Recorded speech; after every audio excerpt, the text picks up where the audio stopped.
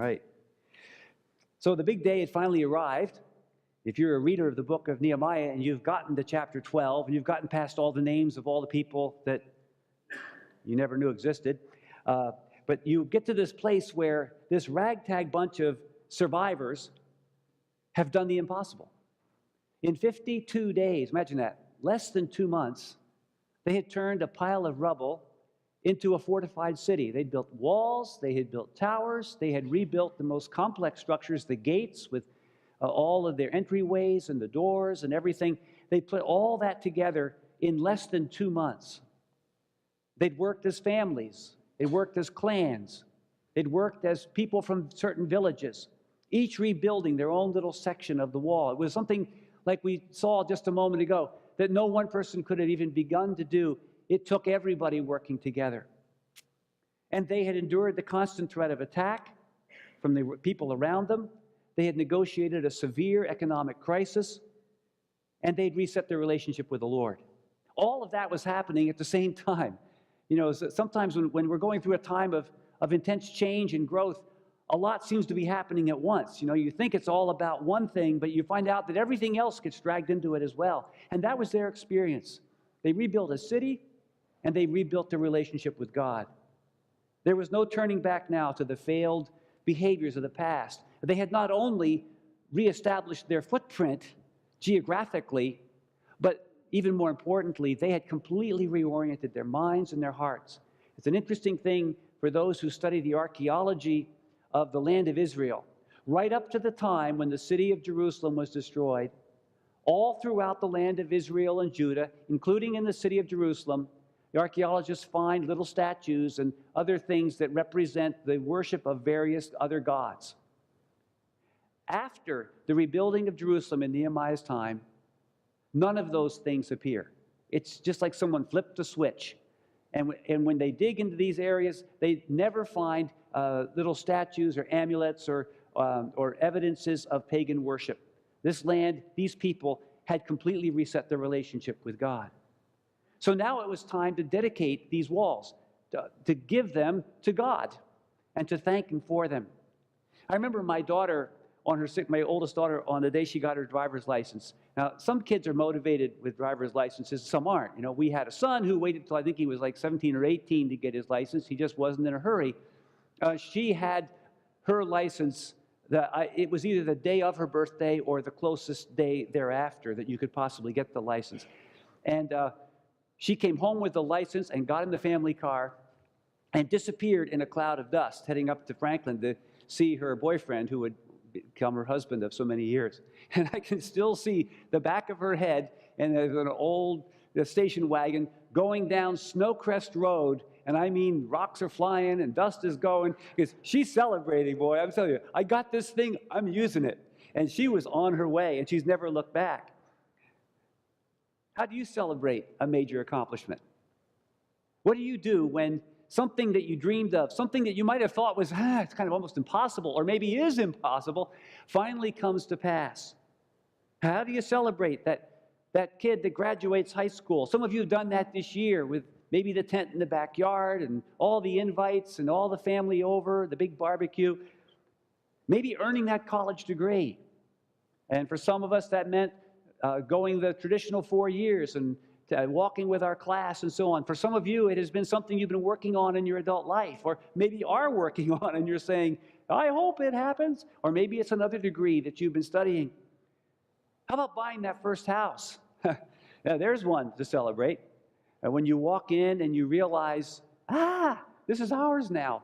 And something maybe you never thought was going to happen. Landing the job of your dreams. Maybe you've prepared for it and interviewed for it, or longed to be in that position. Maybe you've worked your way up through a particular company or organization, or maybe you start trying something brand new and you get that acceptance letter, you get that call, you get that notification that you're on a new journey. How do you celebrate all that? As a pastor who performs a lot of weddings, I found out very quickly that I had a bit part in the day's celebrations. It wasn't about the ceremony. Now, to me, it's like, it's all about, that's about how long will this take, Pastor? That's the first question I get asked. How long will this take? I said, about 20. Okay. because the real event is the celebration, the reception. And that's the way it ought to be, celebrating something brand new. Well, when it came to celebrating the rebuilding of Jerusalem, Nehemiah orchestrated a national celebration. And it began with getting people together, especially the marching band. And we read in Nehemiah 12, and I'm just going to jump in about 3 places here.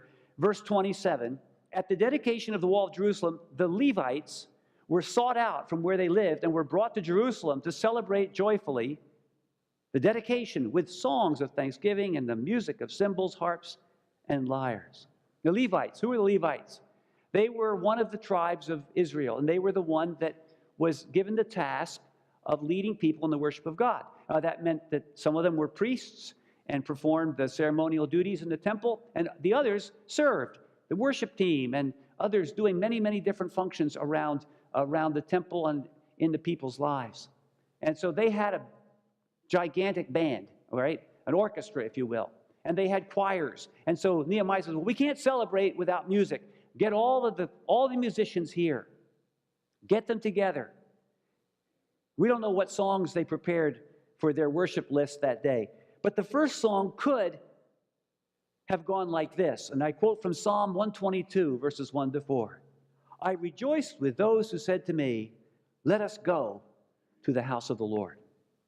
Our feet are standing in your gates, Jerusalem. Jerusalem is built like a city that is closely compacted together. This is where the tribes go up, the tribes of the Lord, to praise the name of the Lord according to the statute given to Israel. That psalm would have had a special meaning that day. Our feet are standing in your gates, because 52 days before or so, there weren't any gates to stand in. And they were looking at a city compactly built together, a place that was strong, a place that was habitable, a place for celebration. Celebration starts with stopping what you're doing.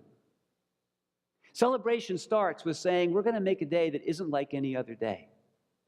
You think about that young person that graduated from high school or college, and what do? Well, you know the graduation is on such and such a day, a Friday, a Saturday, a Sunday, whatever it is, and then you make a plan. When are we going to have the party? Now, the party doesn't have to be the same day. It can be whatever works for you, but you set aside a day, and that's not a day like other days. And that's certainly the case with the wedding ceremony and the reception or the other big events in our lives. And that's what was going on here. They said, let's stop. Stop what we're doing. All those other tasks can wait. And let's take some time to go stand in this new thing. And I want to encourage you, whatever God is doing in your life, there's something that He is doing that's worth celebrating, and there certainly is. Take some time to stop and stand in it. Stand in the gate. Stand there and just say, wow, look at this. Look at what God has done for us. Sometimes it's as simple as just going out on your porch or out on your front lawn or out to the park or whatever on a beautiful day and going, let's see, everything's working. And I'm experiencing this day, and this is the day the Lord has made. Let us rejoice and be glad in it. We can celebrate even in the little things of life. And one of the traps of modern life is that we get so busy, we're going so hard, that when the good things happen, they kind of go past at 70 miles an hour. We never really enjoy them. Take time to celebrate. Now, when all the musicians had arrived, Nehemiah arranged for a massive 2-part parade right on top of the walls of Jerusalem. He said, we worked hard to build these walls, now we're going to walk on them. They're going to become our pathway. They're going to become our highway. So what he did was he sent one band, one choir, up the east side of the city along the walls, and the other one up the west side. If you look at a map of Jerusalem at that time, it was a long, skinny city built on top of a ridge. And so they started at the south end and went up to the north end. One went up the east side, one up the west side. So in verse 31 and 37, we read, I had the leaders of Judah go up on top of the wall. I also assigned 2 large choirs to give thanks. One was to proceed on top of the wall to the right. That's the east side, toward the dung gate. At the fountain gate, they continued directly up the steps of the city of David on the ascent to the wall and passed above the site of David's palace to the water gate on the east. All places these people knew by heart, places they had worked on, places they had built. Places where they said, oh, I remember how hard it was to get these stones up here. Now they're going to walk on them. The other group was across the city, just hundreds of yards away, going up the west side, verse 38. The second choir proceeded in the opposite direction. I followed them on top of the wall, together with half the people. Now notice, half the people. Sounds like they had the whole town up there. Past the Tower of the Ovens to the broad wall, the Tower of Hananel, the Tower of the 100, as far as the Sheep Gate. And at the gate of the guard, they stopped. Imagine what it must have been like walking, singing, dancing on the walls of Jerusalem. Each person in the line could remember the long days and long nights of clearing debris, lifting stones into place, repairing burnt-out gateways, all the while keeping a watchful eye for a sneak attack that could come from any direction. Now, the wall that had seemed an utter impossibility just 2 months before was a highway under their feet. They were walking on it. They weren't just looking at it. They weren't just hoping it might still be there tomorrow. They were all standing on it. They could look down on the city and down on the surrounding countryside. They could sleep in peace. It was a time not just to stand in the new reality, but to dance on the walls. And I wonder if they sang from Psalm 48 as they marched. We read there in verses 12 to 14, walk about Zion. Zion's a name for Jerusalem. Walk about Zion. Go around her. Count her towers. Consider well her ramparts. View her citadels, that you may tell of them to the next generation. For this God is our God forever and ever. He will be our guide, even to the end. They didn't just have to gather, but they could walk around in the blessing. They could explore it. They could walk by and remember, well, it was hard here. Oh, this was an easy patch over there. Oh, this is where I made a new friend and we worked side by side for the next month and a half. They could remember all of God's provisions as they walked around, literally on top of the thing that they had built. Quite a contrast to chapter, is it 2 or 3, where Nehemiah takes his first trip around the walls and he can't even get through on a donkey because everything's fallen down. Celebration means, first of all, stopping what you're doing. And secondly, it means walking around in the blessing. It means taking some time to walk around in the good thing that God has done and is doing for you, to celebrate it, to sit back and relive, to look at the new vantage point that you have from where God has brought you as compared to where you were before. And the world looks different from the top of the walls than it would have from down below. A whole different scene. You know, we walk around this room, and it's a different place. Those of you who poked your heads in, you know, it had a sort of a Nehemiah-esque look to it after the demolition crew got done. And you could come in here, and you snap your finger, and the echo would last for the next half an hour. But now you come in, and whoa, it's a place to be at home. And so I want to encourage you in the places where God has done something big and is doing something big in your life. Take some time to walk around in it. Don't hurry on to the next thing. Don't just rush off. You know, I was out with my wife, taking some time off just over the weekend here, Friday and Saturday, and you know, we were out on the lake, and you could see sailboats going in all directions, and part of my brain was going, okay, where are we going next? Where are we going next? Where are we going next? And then another part of me said, you're here. You're here. Look out there. Just be here. You won't be here again tomorrow. You may not be here again for a while. Just soak up the moment. And what a way, you know, when we celebrate those great things that are happening in our lives. What a blessing to just sit back and say, just let it soak in so I won't forget this special time. Now, when the two choirs met, they joined up with the priests at the temple. This was all a planned march to get them from the south end of the city up to the temple where they could worship God. And Nehemiah tells us the choirs sang, the trumpets blasted, the people cheered. He tells us in verse 43, on that day, they offered great sacrifices, rejoicing because God had given them great joy. The women and children also rejoiced. The sound of rejoicing in Jerusalem could be heard far away. The sound of rejoicing in Jerusalem could be heard far away. If you missed the party, you knew one was going on over there on top of that hill where Jerusalem was located.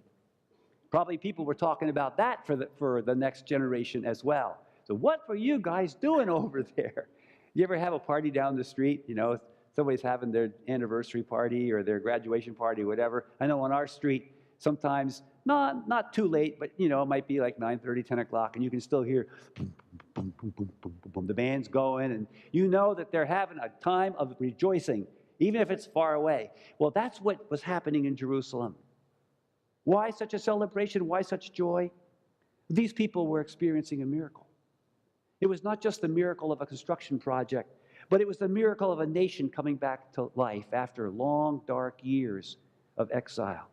Isaiah had made this prediction, Isaiah chapter 66, verse 8, and he makes it in the form of a question. Who has ever heard of such things? Who has ever seen things like this? Can a country be born in a day, or a nation be brought forth in a moment? Yet no sooner is Zion in labor than she gives birth to her children. What they had seen was a process that you would have thought, have taken generations or hundreds of years to make happen, all compressed into that 52 days of building and laboring and wondering whether they would make it through the night and getting up the next morning to add a few more stones to the wall, all the while dealing with a famine, dealing with financial issues and economic reforms, and then resetting their relationship with God so that they wouldn't go off the track the next time. And when they pinched themselves on that morning of that dedication, they realized God gave birth to his people again. What Ezekiel said about the dry bones had happened right in front of them. He'd breathed life back on something that was dead. How much of a miracle is that? The Jewish people exist to this day as a distinct and very clear entity with a very clear sense of who they are, of their own destiny, of their own story. Whereas, if you were to go back through the history books and read about all of the other ites, you know, all the Hittites and the Perizzites and the Amalekites, and you read all of those, and the Assyrians and the Babylonians, and on and on and on and on, you can't find any of those groups in today's world. Here we are 2,500 years later, and this people that was brought back to life are still alive and are thriving and are in fact living in that same land. God did a miracle there, and it was a miracle of bringing them back to life. And that brings me to the third and final psalm that comes to my mind that they might have sung that day, Psalm 126. And I'll read you the first 3 verses. When the Lord restored the fortunes of Zion, we were like those who dreamed. Our mouths were filled with laughter, our tongues with songs of joy. And then it was said among the nations, the Lord has done great things for them. The Lord has done great things for us, and we are filled with joy. Celebration means saying thank you. It means stopping what you're doing. It means walking around in the blessing.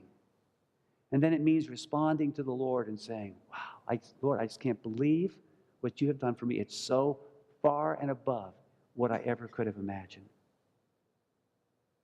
Now, what God did for Jerusalem and for Israel that day, he wants to do for you. Inside each and every one of us is a city that most likely needs rebuilding. Perhaps you're finding yourself walking around the ruins. You're not walking on the walls. You're looking at where there had been a wall or should have been a wall or could be a wall, but all you see are weeds and rocks. And you're wondering if anything good can come from the mess you're facing. Some of us have experienced just tragic loss just this past summer. Some of us are facing health issues that go above and beyond what we can even begin to imagine. Some of us might be facing financial concerns or other issues or things that just have been with us all of our lives. And we've just never really felt like we could get out of where we are. That's what Nehemiah and his people must have felt like when they came back to such a massive scene of destruction and ruin and neglect. But God wants to do the same thing for you and for me that he did for them. That's why the story is in here. It's not just a history lesson, but it's a lesson about how God works in our lives as well. And if that's the case, I want you to listen to how this last psalm of joy concludes. It begins with this beautiful scene of when the Lord restored the fortunes of Zion. We were like those who dreamed, mouths filled with laughter, tongues with songs of joy. Now listen to what he says, though, in verses 4 to 6. Restore our fortunes, Lord, like streams in the Negev, in the desert. Those who sow, sowing seed, in tears will reap with songs of joy. Those who go out weeping, carrying seed to sow, will return with songs of joy, carrying sheaves of grain with them. You see, the person that wrote this amazing psalm about our mouths are filled with laughter knew the work wasn't finished. And so he can say, I remember how you restored our fortunes, Lord. It was amazing. Would you do it again? So if you're in a place where you need God to do a work of restoration and of building, where the celebration isn't today, but the celebration is to come, take heart, because the same God that could empower a people to rebuild their city, their national identity, their relationship with him in just a matter of months, a miracle that we still read about so many years later, the same God can restore and will restore in your life. He wants to do that. It may mean that you're at the front end of that process, going out with the seeds, planting through your tears. But you know, there's an amazing picture there, isn't there, of a person who is sowing seed, planting their seed in tears because of their lack and their loss and of their hurt. But they're planting seeds. They are experiencing a dark time, but they're planting seeds that will become something good. And I want to encourage you just to say, Lord, what seeds should I be planting today? I'm in a place of grieving or in a place of need or a place of questions, a place of transition that I'm not quite sure what's next. Show me what seeds to plant. Because the Lord says, you may sow with tears, but you're going to reap with joy. And that's my prayer for each and every one of us as we as a church experience this time of celebrating, of walking around on the walls, as it were, walking around on the new carpet and sitting in the new seats, and just kind of saying, okay, new reality here, Lord. What does he want us to be planting? There are people in our community right now who may not see a way forward in their situation. How could we be a part of planting a thought, a word, like an act of kindness into that place that might seem so desperate or hopeless or so faithless? How could we plant something there that one day would help that person discover the good God who restores all things? Let's bow our heads together. I'm going to ask if our team would come up at this time. And we're going to put you to work in just a moment because I'm going to have you get up and walk around the walls for a minute. But let's just bow our heads. Father, as we gather now to just celebrate you, to celebrate what you have done, would you please just give us the strength to give us the wisdom, give us the gratitude just to say thank you. Say thank you, Lord, for who you are, the God who will lead us to the very end. Thank you, this is all what we see here today, what we experience is just a tiny fraction of the blessings that you have for us. We give you thanks. Let's stand together.